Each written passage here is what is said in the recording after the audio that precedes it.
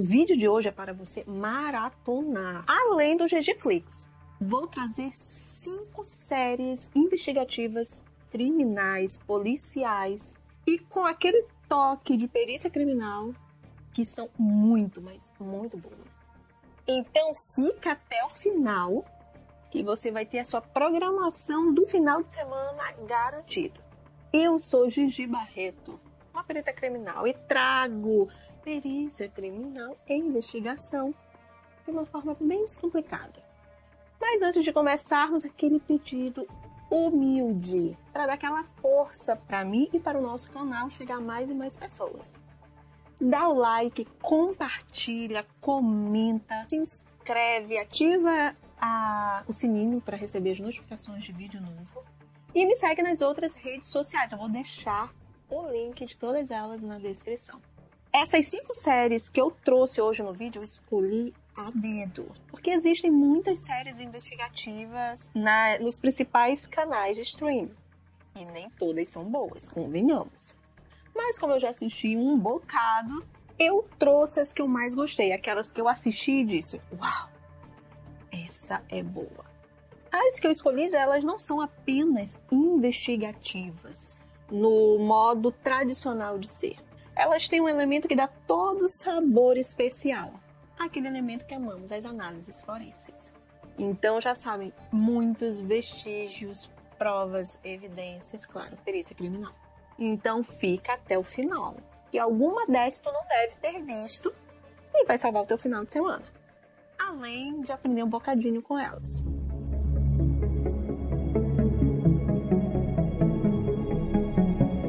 Apesar de estar no número 5, é a mais pesada de todas. Alienist. Eu demorei muito para assistir, porque eu parava toda hora. Olha que sou policial, já vi muita coisa. E achei essa série pesadíssima. Ela é uma série televisiva norte-americana e baseada no romance que tem o mesmo nome, escrito por Caleb Carr. Traz uma narrativa psicológica dinâmica, dramática também, sobre um trio de especialistas formado pelo psiquiatra Laszlo Kreiser, o repórter jornalístico John Mowry e o comissário de polícia Theodore Roosevelt. Esses 3, eles se tornam os primeiros responsáveis por desenvolver as primeiras técnicas de psicologia voltado para a investigação. E usam essas técnicas desenvolvidas por eles para investigar um caso famoso, um assombroso serial killer que atormenta Nova York na Era do Ouro, em torno de 1896. Não preciso dizer que psicologia e investigação ganham meu coração, e ainda mais com pitadas de medicina legal, porque o corpo fala, e isso tudo em 2 temporadas da série. I and my detective agency are at your disposal.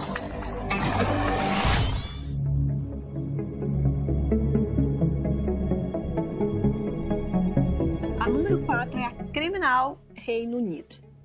Ela é uma série bem diferentona. Ela é inteiramente ambientada em uma sala, um cubículo, que é um interrogatório da Polícia Metropolitana do Reino Unido, de Londres. Aí você pensa, eu pensei, não vai acontecer nada aqui, né? Vai ser monótono. Aí essa é a hora que eu caí do cavalo. Este formato deu tão certo que não ficou apenas em Criminal Reino Unido. Tem a Criminal França, Espanha e Alemanha. Essas 3 eu ainda não assisti. Tô devendo. Mas a Reino Unido, ela tem 2 temporadas. Uma com 4 episódios e a outra com 3. Mas, Gigi, por que ela não é monótona se ela é gravada dentro de uma sala apenas? É porque cada um desses episódios se concentra em conflitos mentais entre os investigadores e os suspeitos. Um jogo psicológico ferrado. Os investigadores, eles lutam contra o relógio, contra o tempo, para conseguir as confissões de suspeitos acusados de crimes terríveis. O ambiente ele é claustrofóbico. E isso ajuda a dar dramaticidade. Você não sabe se fica agoniado por causa do ambiente pequeno ou por causa das narrativas distorcidas. ou as reviravoltas que ocorrem por conta das provas processadas por expertos forenses. Então, que eles vão inserindo essas provas ao longo da narrativa. Perceberam aí por que eu amei essa série? Querer ser criminal, né? We don't believe you.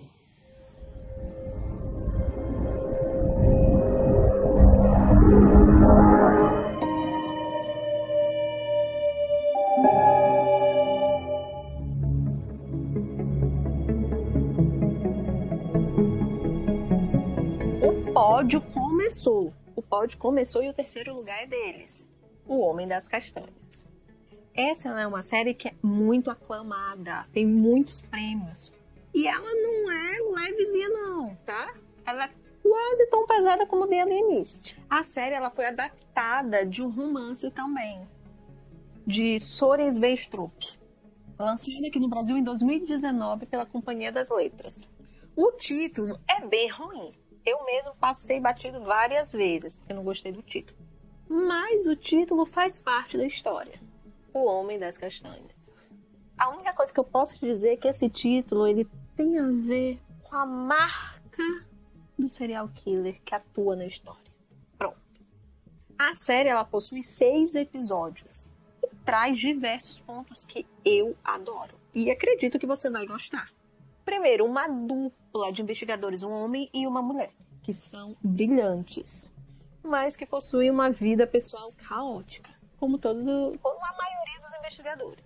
Tem um crime cujas motivações estão no passado, tem cenas fortes e uma virada sensacional na revelação do assassino, que não é quem parece ser, você não tem noção. Eu até pensei nesse suspeito, porque pela minha lógica, pô, esse aqui ia ser sensacional se fosse esse cara assim por causa disso.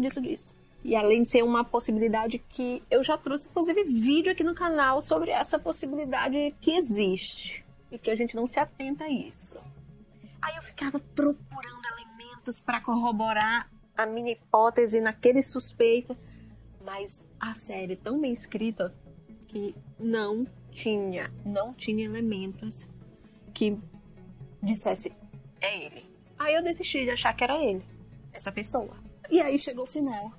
E era quem? Aquele que eu tinha desistido de suspeitar. Oh, Deus.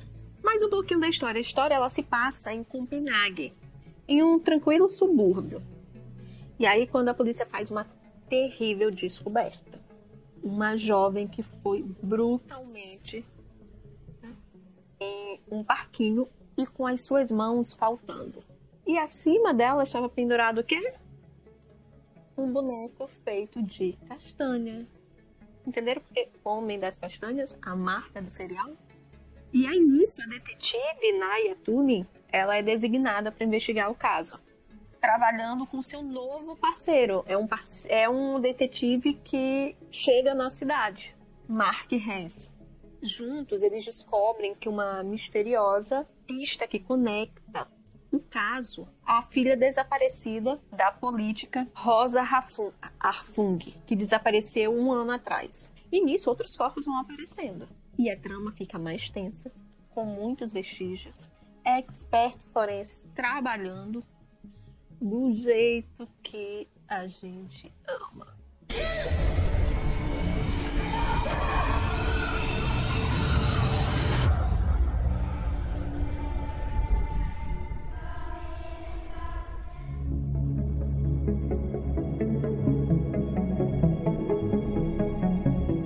A número 2, a vice-campeã com selo fichado Ponto Cego. É Ponto Cego, em inglês lá Blind Spot. Ela é uma série televisiva também norte-americana. É um drama criminal criado por Martin Gero. São 5 temporadas e 5 temporadas longas. E realmente ela é tão boa que a Netflix não interrompeu. Que vocês sabem, né? Que se não tem audiência, eles interrompem. A primeira temporada foram 23 episódios. A história ela já começa com clímax. Ela já chama a atenção no início, no primeiro frame. É uma cena nada convencional. A cena é o FBI sendo chamado para Times Square por porque eu acho que achavam que era uma bomba. Tinha uma mala lá na Times Square que deixaram lá, e quando eles abrem, é uma bomba realmente.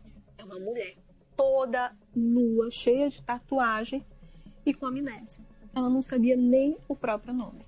A trama, ela se desenvolve toda baseada nas tatuagens que essa mulher tem. Essa mulher, ela passa a ser chamada pelos agentes do FBI de Jane Doe. E o FBI descobre que cada tatuagem dela está relacionada com algum crime que vai acontecer nos Estados Unidos.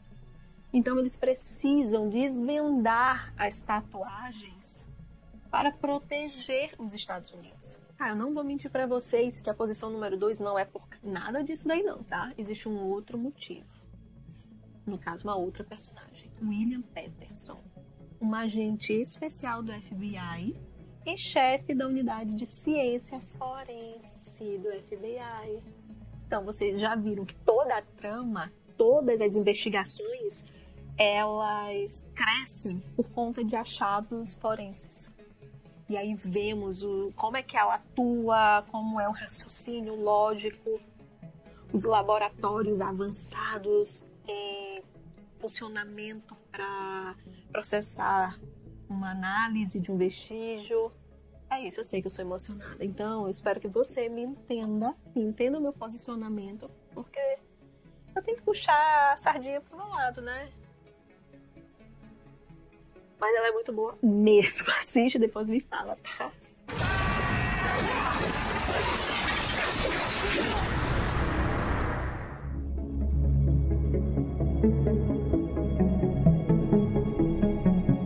A posição número 1 do pódio, Gigi Barreto com o selo fechado. Ela é uma série que ela é necessária. Ela é antiga, mas ela é muito atual. Acho difícil alguém que ainda não ter assistido. Sim, deve ter, ainda mais os mais novos. Mas ela é uma série muito necessária. O nome dela é Inacreditável. Porque a história realmente ela é inacreditável, entretanto, é muito frequente. Ela é um soco no estômago de nós, mulheres. São 6 episódios apenas de uma única temporada, mas que do início ao fim a gente se retorce na cadeira, no sofá, na cama, onde estiver assistindo. A história ela foi baseada num artigo vencedor E detalhe, não é só a história do estupro em si, mas tudo o que aconteceu depois. A história acontece nos anos 2000 e mostra que a mulher ela não é apenas violentada pelo agressor, mas por todo o sistema que a acompanha. Isso, o sistema que deveria protegê-la, que foi o que aconteceu com Marie. Depois de ser violentada em seu apartamento e chamar a polícia, ela passa a ser desacreditada pela família e pelos policiais homens. A série mostra o despreparo dos agentes de segurança para lidarem com questões de segurança feminina. Simplesmente, Marie ela é levada a um interrogatório pelos policiais. Uma vítima. Por mais que eles não acreditassem, mas ela ainda é uma possível vítima. E é levada a um interrogatório. E isso ocorre numa pequena cidade de Washington, Linwood. E por ela estar sozinha diante dos policiais, ela é forçada a afirmar que tudo que ela disse, ela tinha inventado, que ela tinha dado um testemunho falso. Esse é um erro grotesco e um crime cruel. O erro ter levado a possível vítima a um interrogatório. E o crime forçá-la a afirmar o que não aconteceu. Gigi, mas ela não tinha marcas de estupro? Tinha. Ela tinha marcas da violência, escoriações na vagina, no pulso, típicos do ato. Mas ainda assim, a família adotiva não acreditou nela e nem os policiais. A família, pelo que conta a história, porque ela viveu parte da vida dela em orfanatos e chegou na família adotiva com muitos problemas, normal. E aí, por conta disso, eles não acreditaram nela. Por conta de todos os problemas que ela já tinha dado. Tá achando pouco disso tudo? Não, fica pior. Em 2009, ela é acusada de que, por conta acaso do destino, elas conversam entre si e percebem a similaridade entre os casos que estão investigando e ficam sabendo do caso em Linwood. E detalhe, os 4 casos têm DNA. Um pouco DNA, o que é outra característica também. Nos outros casos desse estuprador, não tinha DNA. Ele é muito meticuloso. Ele não deixava vestígios de DNA. E nesses 4 casos que ele deixou, ainda assim foi pouco, mas serviu para fazer análise.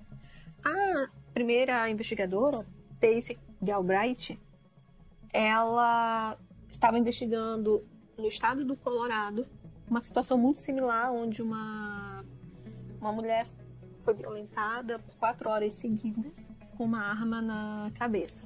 A outra investigadora, Edna Hendershot, estava investigando 2 casos muito parecidos também, mas no caso com uma outra faixa etária, 60 anos de idade. E aí foi essa sorte, né, dos 4 casos terem o DNA.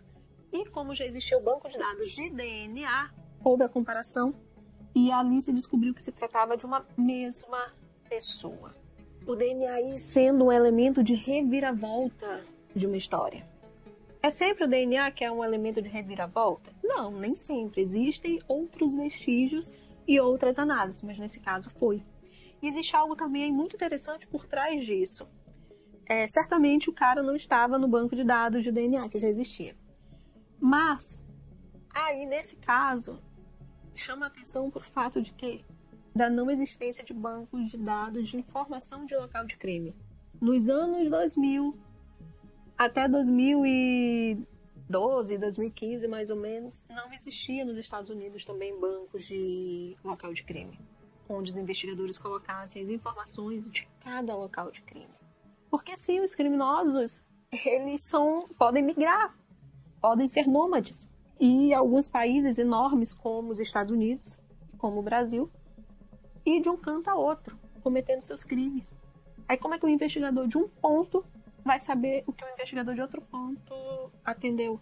A partir disso e de outros casos, os Estados Unidos passou a ter banco de dados de local de crime. O Brasil até hoje não. Mas com o achado do DNA e comprovando que houve um crime, o caso da Marie foi revisto. Com isso foi comprovada a ineficiência da polícia de Linwood e o crime cometido pelos policiais. Marie recebeu uma indenização de $150 mil, mas mesmo assim ela decidiu processar a cidade de Linwood. Claro, óbvio que nenhum dinheiro paga o que ela passou. Nenhuma mulher que passe por isso vai ter qualquer dinheiro que pague. Por isso que essa série é necessária. No meu ponto de vista, toda mulher, jovem, adulta, ela tem que assistir essa série. E por homens também, né? Pra ver se melhora. E essa é a minha razão dela estar no número 1 da minha lista. And then one by one, they dry up until it hits again. This one, we're figuring out on our own. Gostaram? Essa é a minha lista. Agora eu quero saber de você. A tua opinião. Qual dessas séries você assistiu? Teve alguma que você não gostou? Teve alguma que você se sentiu pesada? Se você não tiver assistido alguma dessas e for assistir no final de semana e gostar, me marca. Se não gostar, vem aqui e conta também que não gostou. Me marca lá, tá? Na outra rede. Que, inclusive, eu vou falar de uma outra série nova, recente, na Netflix. Vou falar lá na outra rede social. É uma série... Ela tem uns erros periciais, mas pode ser que ela seja boa. Fica aí no suspense. Já vou finalizar, mas antes eu quero agradecer quem deixou feedback no vídeo anterior. Porque eu leio, tá? Eu leio tudo. E é muito bom saber